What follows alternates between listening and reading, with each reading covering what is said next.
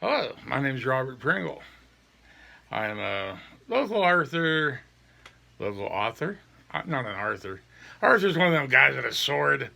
I'm an author, which is a pen, which is supposed to be mightier than a sword, but don't take a pen to a sword fight. From Tyness, Pennsylvania, where I'm talking about my fifth book today, called Down Tubbs Lane.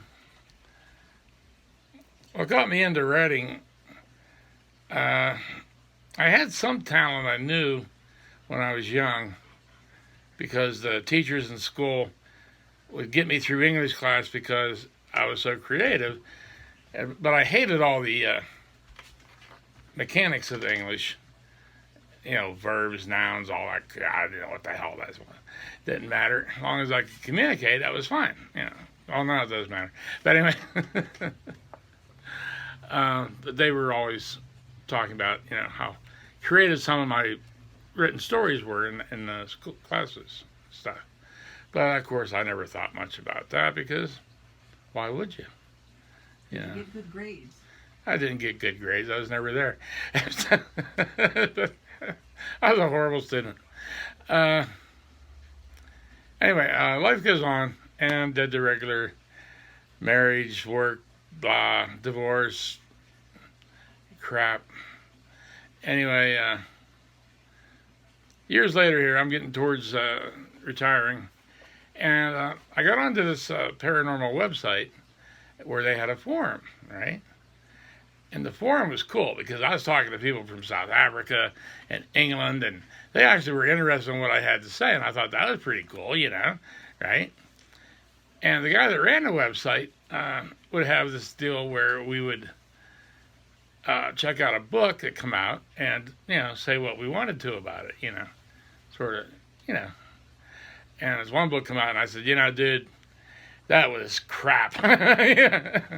Anybody I could write a better book than that. And the guy says, oh, yeah, I don't think you can. Why don't you? Matter of fact, I'll bet you. A dare? A dare. And I said, oh, I can't pass this up. So I said, okay, well, we'll try that.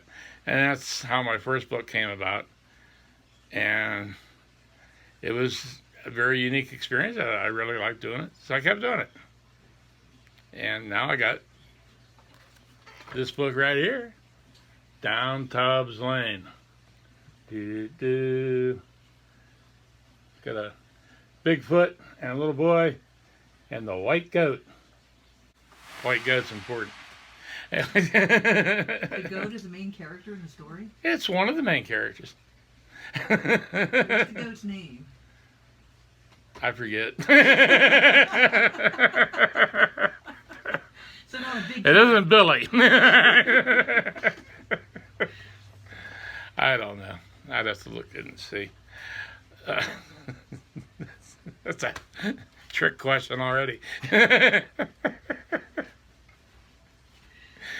But, okay. So, Down Tubbs Lane. As you saw, there was a Bigfoot on the cover. All right.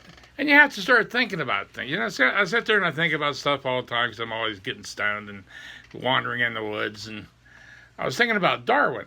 Darwin, the species of the fittest or whatever. And man, humans are really, not very well suited for this planet. Otherwise, we wouldn't need clothes. We wouldn't need houses. We wouldn't need to cook. We could just eat things, I never thought about that. Yeah. Bigfoot, on the other hand, has this nice big fur coat that he wears all the time for protection. The skin, right? He's huge. Perfectly suited for our environment. Very muscular. Very well suited for this environment. Why wouldn't he be the dominant species instead of these weak little pissy-ass people with no fur, right? Maybe a little on the... Anyway.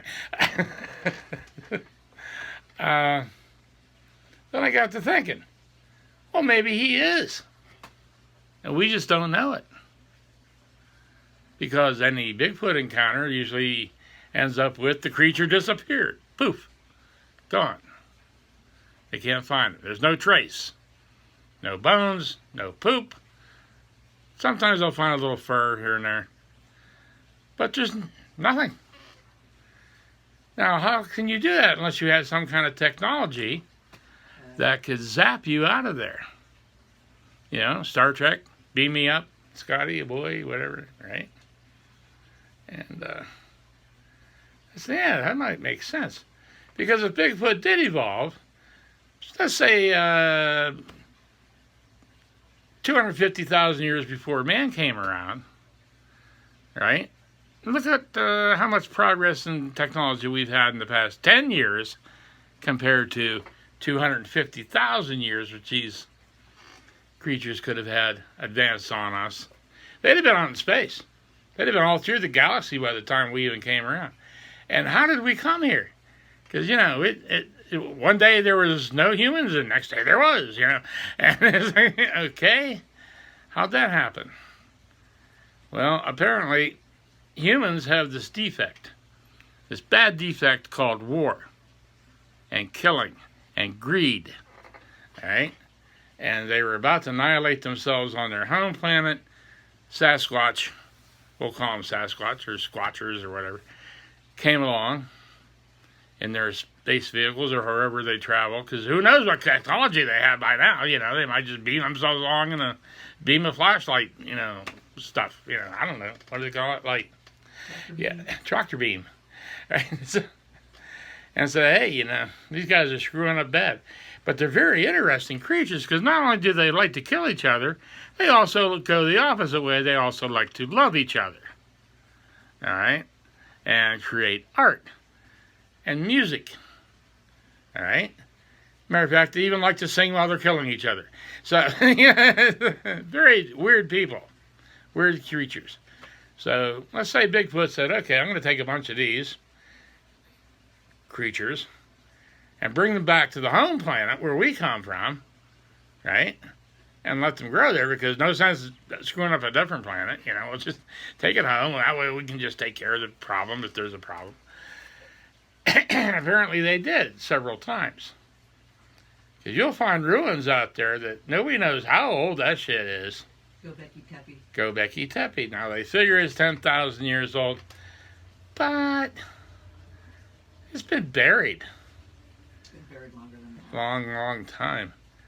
You know, and how old are these rocks that they're used to build things with? You know, I mean, a lot of them, I don't know. Anyway, things are strange. Let's say they experimented with man several times. And each time they would start off in nature, like the Indians, getting along with nature. Nature's cool. Give you everything you need, right? Have a happy life, all right? No work involved, you know. You got hunting fish and screw around, yeah, great. But they evolved into civilization where people get greedy. They want this. They want that guy's wife. They want that guy's horse, right? And next thing you know, you got war. You got civilization, cities, war, and the end result of war is usually death anyway, so, you know. And Bigfoot will save a few humans to start the next experiment. Well, they'll start again because they got all the time in the world, because by this time their technology is involved to the point where they are immortal. All right. Near Ty Nesta, they said that when the French first came here, they found the Indians had silver discs. Things made of silver. They had like silver tomahawk or something, but they had these discs made of silver. Where'd that come from? There's no real silver mine in Pennsylvania, right? But so it started the legend of the lost silver mine of Ty Nesta. Okay, so let's say the silver thing is a device used by the Bigfoot, more or less like we would use a phone, to travel or do whatever. But once they come to the planet, they can't use it to go back. They can't take it back with them, so they have to leave it here. And there's one spot in the woods in a big cave, which is like a transport room. They can have all this technology inside.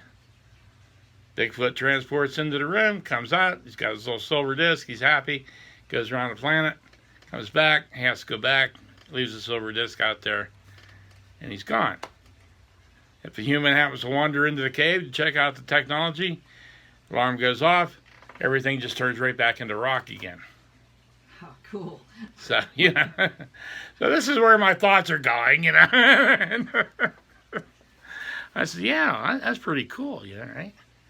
So that's why the Indians found the silver disc, because they knew where the hole in the wall was, right? Because the Bigfoot, when it came there, they had a big rock in front of it, and they just moved the rock aside to get out and get in, because they're big, they're huge, they're muscular, they can move these big boulders around. So the French talked about the silver, which of course the English heard about, and the English said, "Oh, we're greedier than the French." So they got in there and But anyway, that's how history goes. Now there's no more Indians. Well, there's a few, but they're mixed breed around here. And that's the way that goes.